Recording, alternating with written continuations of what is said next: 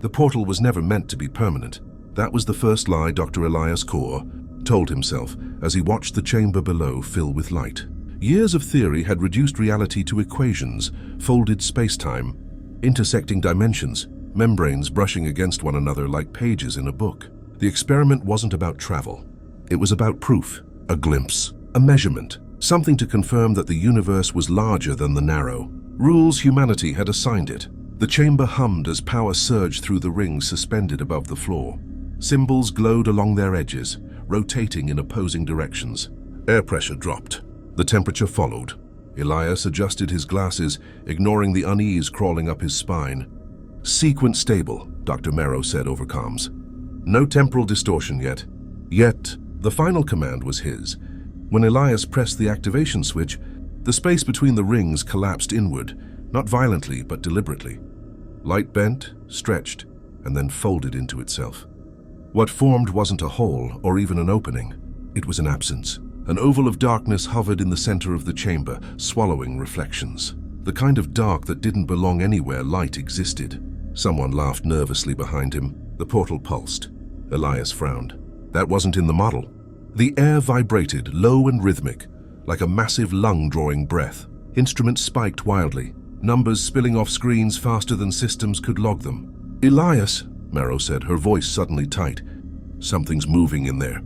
The surface of the portal rippled, not randomly, purposefully. Bulges formed, pressed outward, then slid away, as if whatever lay beyond was testing the boundary. Fingers on glass, faces behind mirrors. A sound emerged, layered and wrong, bypassing the ears entirely. Elias felt it behind his eyes, rearranging thoughts he didn't remember thinking. "Abort," someone whispered. Elias opened his mouth to agree. Before he could speak, the portal responded. Not with motion, with language. "You reached outward." Every screen flickered. "We felt it." Elias staggered back as the darkness widened, its edges tearing like strained muscle. "You opened the door." The chamber lights shattered, and something on the other side leaned forward, eager to be seen. Emergency lighting washed the control room in red, turning every face into something unfamiliar. Elias gripped the edge of the console as alarms layered over one another, each tone sharper than the last. The portal below had widened several inches, its edges trembling as if struggling to hold shape. The darkness inside it wasn't still anymore. It churned, folding in on itself, revealing brief suggestions of depth, corridors where no corridors should exist. "Power draw is increasing on its own," a technician shouted. "We're not feeding it anymore, but it's still stabilizing." "That's impossible," Merrow said. "It needs our systems." The voice returned before Elias could answer. "We do not." The words didn't echo. They didn't travel through air. They simply appeared, fully formed, inside every mind in the room.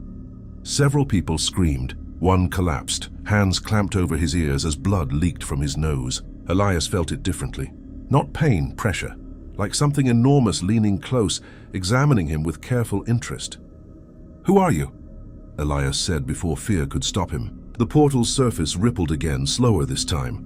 The shapes behind it pressed closer, stretching the darkness thin enough for texture to show, veins of dim light, pulsing in alien rhythm. "Names require edges," the voice replied. "We have none." The chamber floor groaned. Microfractures spread across the reinforced glass, separating the portal from the observation deck. Gravity fluctuated just enough to make stomachs lurch. A pen lifted from a desk and hovered, trembling, before snapping sideways and embedding itself in the wall. "Elias," Merrow whispered, eyes locked on the glass. "We need to shut it down, now." He nodded, hands flying over the console, initiating a full system collapse. Power began to drain. The rings slowed. Warning indicators flashed amber, then red. For a heartbeat, the portal seemed to resist, edges tightening. Darkness thickening. Then it adjusted. The machines screamed as readings spiked beyond measurable limits. Timestamps desynced. Sensors reported mass where there was none, then none where there should have been tons of steel. "You built a door," the voice said gently. "You did not build a lock." The glass shattered. A shockwave tore through the chamber, hurling Elias backward. He hit the floor hard, breath knocked from his lungs. When he forced himself upright, the portal chamber was gone. The space had changed. Walls curved inward like ribs. The floor sloped at impossible angles, folding back into itself. The portal hovered at the center. No longer contained, no longer content to remain distant, something began to emerge. Not all at once, not as a single form. It unfolded. Layers peeled outward, rewriting the space they occupied. Shadows detached from surfaces and crawled toward it, absorbed into its mass. As it took shape, fragments of faces appeared within. Eyes, mouths, expressions frozen in terror and awe. Marrow stood frozen near the edge of the warped floor. "Elias," she said softly. The thing turned toward her and smiled using someone else's teeth. As it reached for her, Elias realized with sick clarity that this wasn't an invasion. It was an introduction. Dr. Marrow's scream cut off halfway through the word "run." Elias watched her body distort as the thing touched her, not tearing, not crushing, but softening. Bones bent like warm wax. Her shadow peeled itself off the floor, stretching, writhing, before being pulled into the creature's layered mass. When it withdrew its limb, Marrow was gone, as if she'd never existed at all. The room erupted into chaos. People ran in directions that no longer made sense. The warped geometry folded corridors back into themselves, turning exits into loops.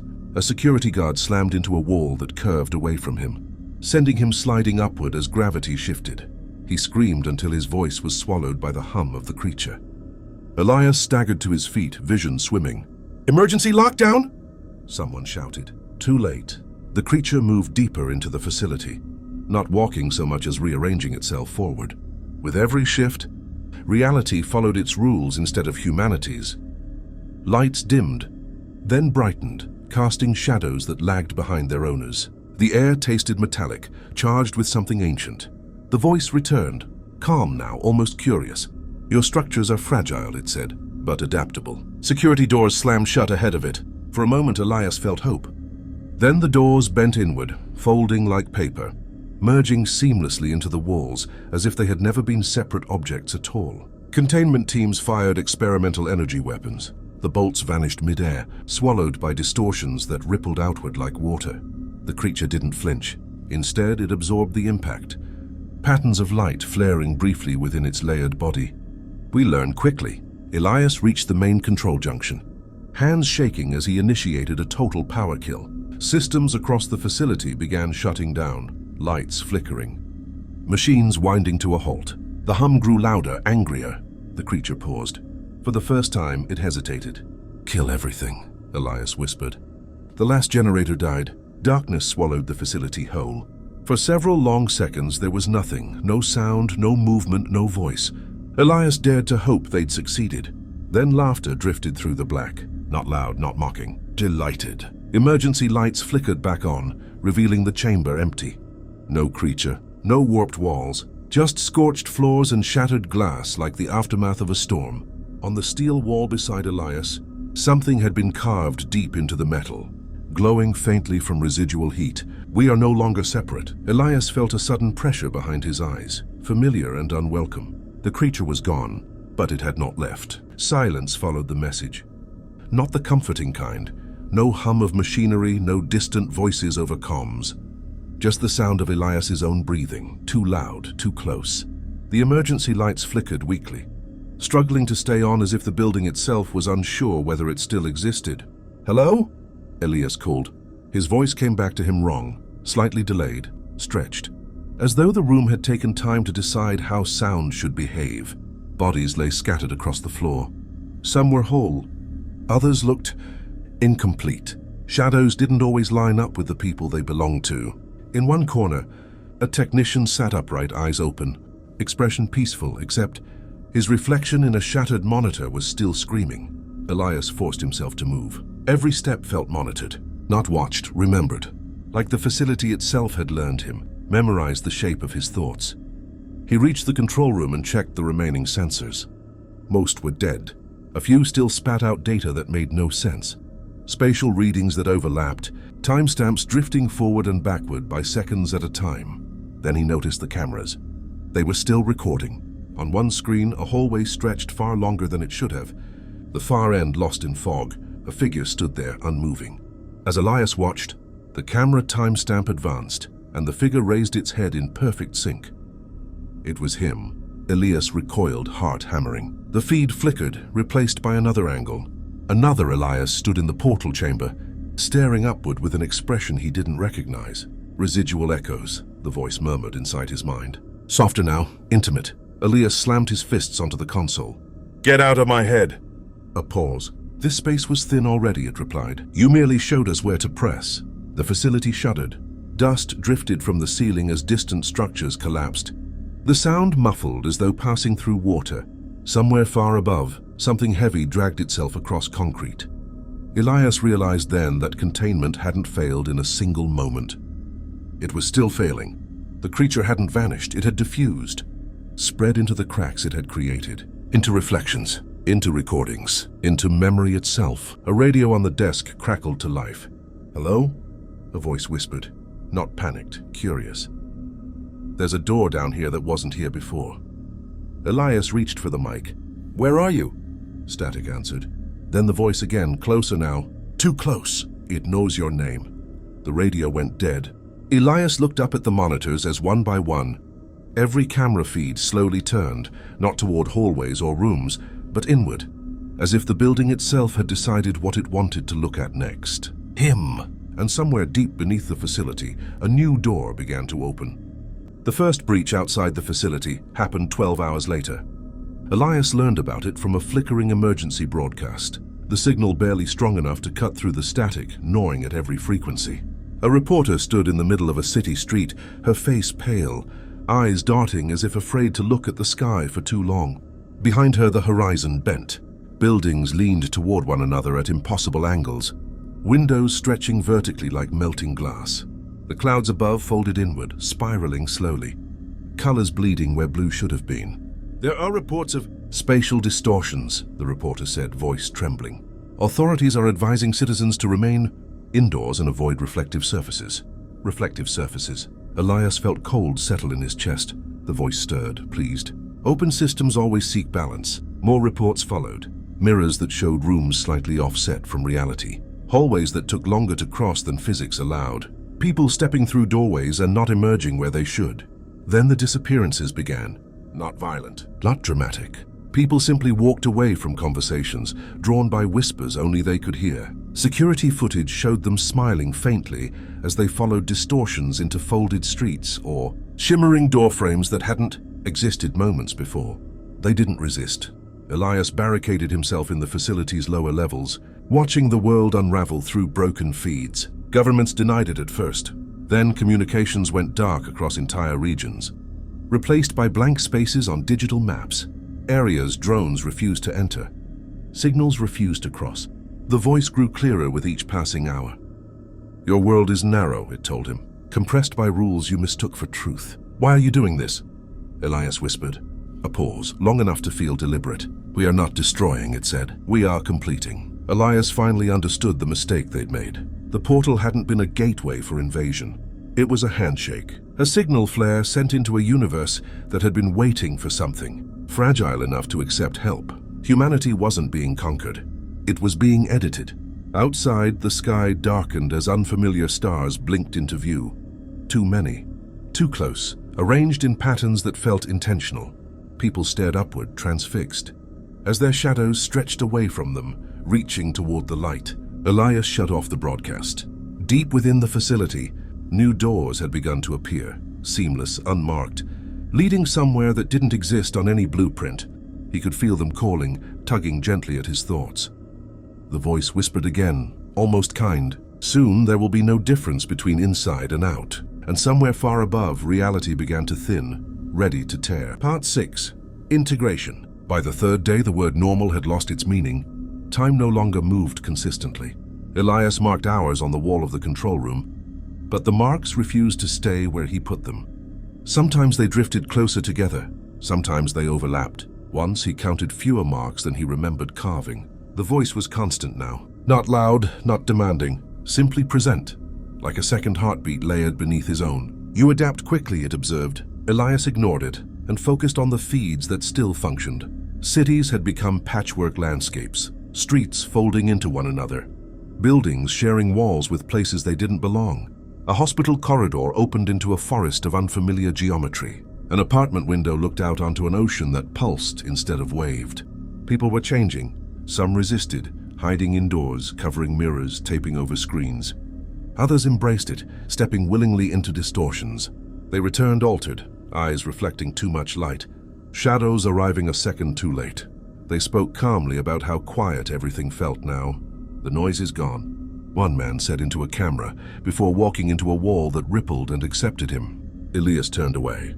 The facility beneath him had become a crossroads. The new doors, smooth, black and seamless, appeared faster now. They hummed softly, resonating with the pressure behind his eyes. He knew, without being told, that each one led somewhere important. "Stop this," Elias said aloud. "You're erasing us."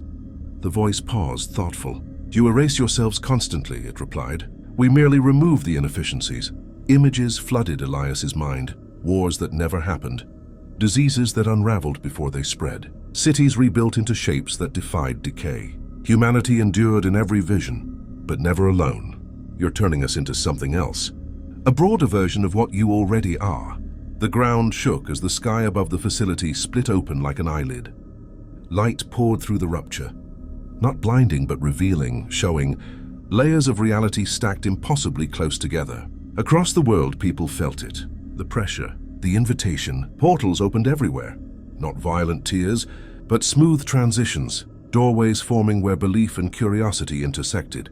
Humanity stood at the threshold of something vast. Elias realized then why the voice spoke to him more than the others. He hadn't just opened the door. He'd been shaped to hold it open. The largest doorway of all began forming above the horizon, stretching across the sky, its edges glowing softly. And the voice whispered almost tenderly, "It is time to step through." The sky no longer pretended to be whole.